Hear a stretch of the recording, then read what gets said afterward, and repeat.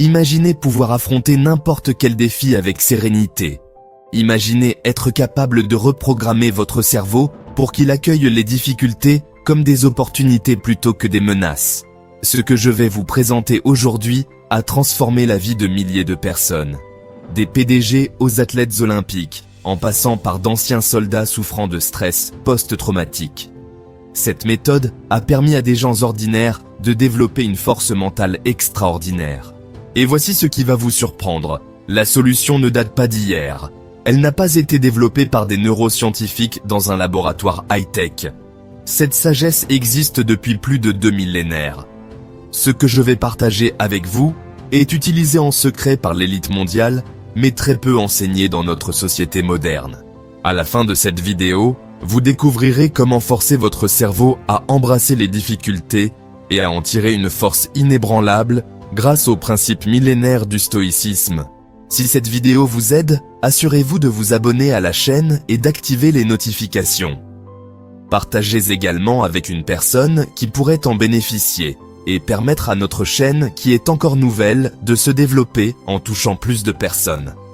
Votre soutien permet à ces enseignements stoïciens de toucher plus de vies.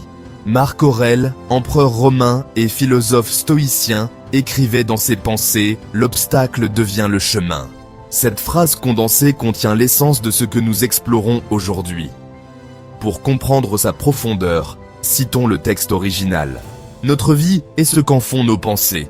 L'empêchement à l'action avance l'action. Ce qui fait obstacle à la voie devient la voie. La perception commune des difficultés est qu'elles sont des barrières à notre bonheur, des entraves à notre progression. Nous les voyons comme des ennemis. Mais la perspective stoïcienne est radicalement différente. Les stoïciens considèrent que les obstacles ne sont pas extérieurs à notre chemin. Ils sont le chemin. Sans résistance, il n'y a pas de force. Sans difficulté, il n'y a pas de croissance. Dans notre monde moderne, obsédé par le confort et la facilité, cette sagesse est plus pertinente que jamais. Nous évitons instinctivement ce qui est difficile, nous cherchons des raccourcis. Mais cette recherche constante de la facilité nous affaiblit. Les stoïciens nous enseignent que notre véritable pouvoir réside dans notre capacité à transformer notre perception des événements, pas les événements eux-mêmes. Et généralement, face à une tâche difficile, notre cerveau choisit la fuite. Pourquoi ?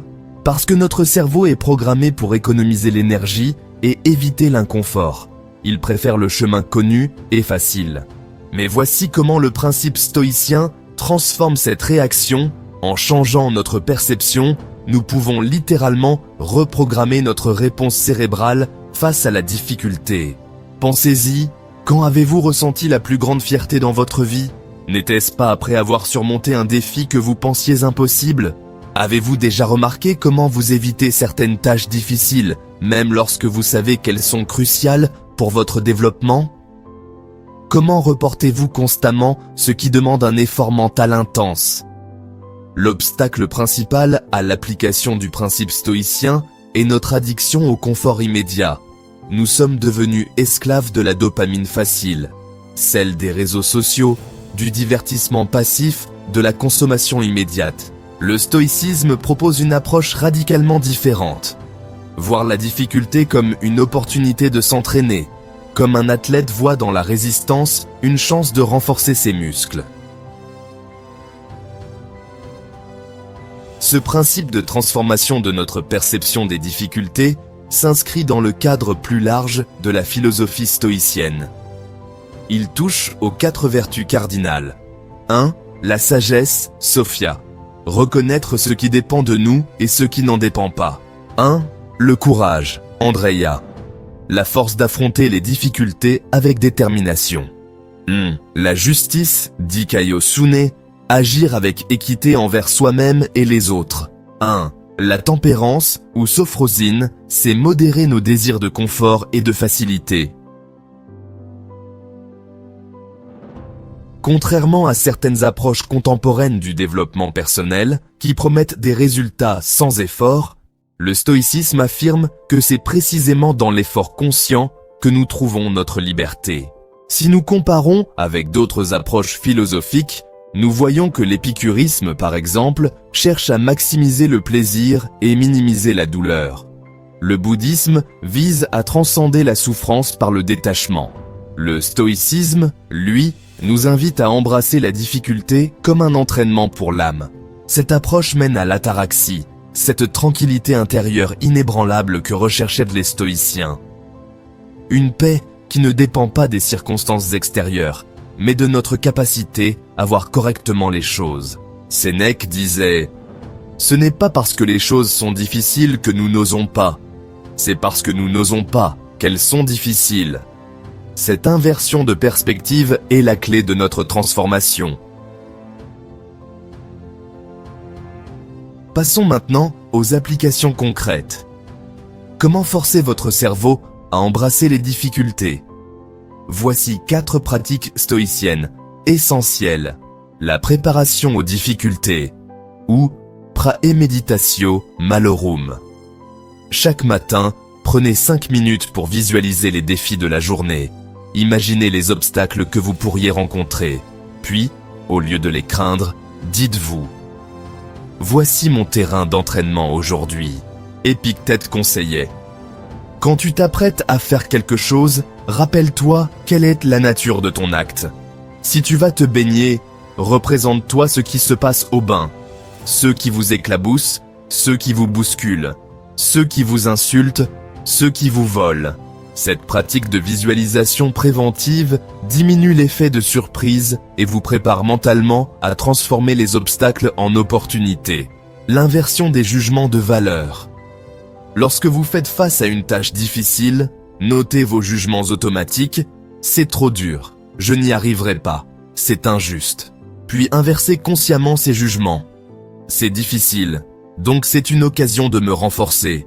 C'est complexe, donc c'est une chance d'aiguiser mon esprit.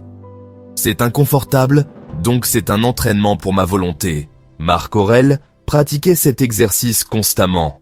Il écrivait « Retire ton jugement sur la chose, tu retires la plainte contre elle. Retire la plainte contre elle, tu retires le mal. » La technique de l'adversité volontaire. Cette pratique consiste à s'imposer délibérément des conditions difficiles pour entraîner votre esprit. Par exemple, jeûner pendant 24 heures alors que vous n'avez pas faim. Prendre une douche froide pendant 30 jours. Vous lever 1 heure plus tôt que nécessaire. Accomplir d'abord la tâche que vous redoutez le plus. Sénèque recommandait « De temps en temps, il nous faut nous mettre dans les conditions où le pauvre se trouve tous les jours, pour ne pas craindre ce que nous avons si souvent simulé. » Cet entraînement délibéré à l'inconfort reprogramme votre cerveau pour qu'il cesse de fuir les difficultés. 4. La méditation sur la mortalité, ou Memento Mori. Prenez 5 minutes chaque soir pour méditer sur la nature éphémère de la vie. Cette pratique peut paraître sombre, mais elle est incroyablement puissante pour mettre les difficultés en perspective. Posez-vous ces questions. Si je n'avais qu'1 an à vivre, éviterais-je encore cette difficulté? Et sur mon lit de mort, regretterais-je d'avoir fui ce défi? Marc Aurèle écrivait « Tu vis comme si tu devais vivre toujours. Jamais ta fragilité ne te revient à l'esprit. Tu ne remarques pas combien de temps a déjà passé. Tu perds ce jour comme si d'autres te restaient en réserve. » Cette conscience de notre finitude nous aide à voir les difficultés comme insignifiantes face à l'ensemble de notre existence.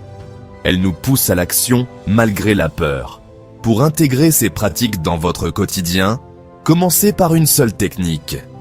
Pratiquez-la pendant 21 jours consécutifs. Notez vos observations dans un journal de bord stoïcien. Puis ajoutez progressivement les autres techniques. Ces exercices, pratiqués régulièrement, reprogrammeront littéralement votre cerveau pour qu'il recherche activement les défis au lieu de les fuir.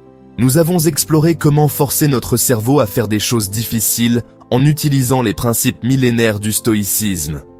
Nous avons vu comment transformer notre perception des obstacles pour qu'ils deviennent notre chemin.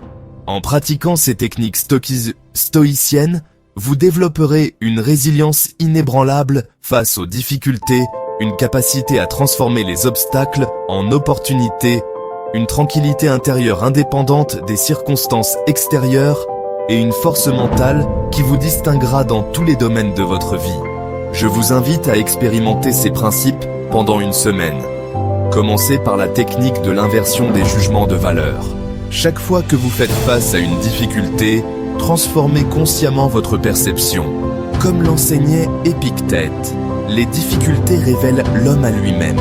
C'est dans ces moments d'adversité que nous découvrons notre véritable nature. Partagez vos expériences dans les commentaires ci-dessous. Comment avez-vous transformé votre perception d'une difficulté? Quelle technique a eu le plus d'impact sur votre vie? N'oubliez pas de vous abonner à la chaîne pour plus d'enseignements stoïciens qui transformeront votre vie. Activez les notifications pour ne manquer aucun contenu. Comme le disait Marc Aurèle, la vie d'un homme n'est que ce à quoi il pense tout le jour. Choisissez dès aujourd'hui de voir les difficultés comme des opportunités et votre vie se transformera de façon extraordinaire. Merci d'avoir regardé cette vidéo. Que la sagesse stoïcienne vous accompagne dans tous vos défis.